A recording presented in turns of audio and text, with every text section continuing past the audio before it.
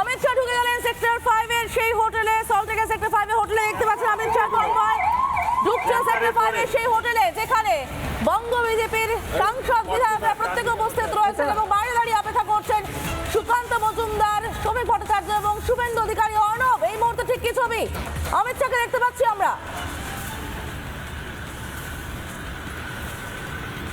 দেখো একবারই দেখো এই মুহূর্তে কিন্তু হোটেলের যে ভিতরে, সেই হোটেলের ভিতরে কিন্তু ঢুকছেন কেন্দ্রীয় স্বরাষ্ট্রমন্ত্রী অমিত শাহ। তার যে বিশাল কনভয়, সেই কনভয় এই মুহূর্তে কিন্তু ঢুকছে।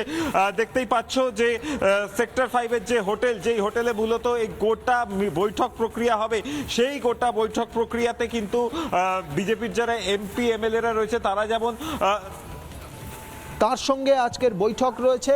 এই বৈঠকে মূলত বিজেপি সাংসদ এবং বিধায়কদের নিয়ে এই বৈঠক।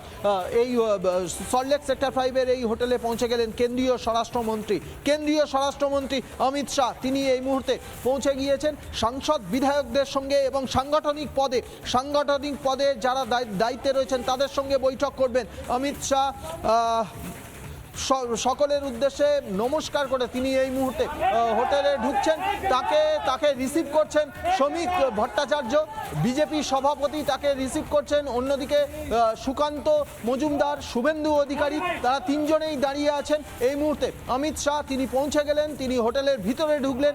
আজকেই এই গুরুত্বপূর্ণ বৈঠক রয়েছে, সাংসদ বিধায়ক এবং সাংগঠনিক পদে যারা রয়েছেন তাদের সঙ্গে এই বৈঠক রয়েছে। 26-এর নির্বাচনের আগে অতি গুরুত্বপূর্ণ এই বৈঠক। ঠিক এই নানা ধরনের কন্টেন্ট দেখার জন্য লাইক করুন, শেয়ার করুন আমাদের ফেসবুক পেজ, সাবস্ক্রাইব করুন আমাদের ইউটিউব চ্যানেল।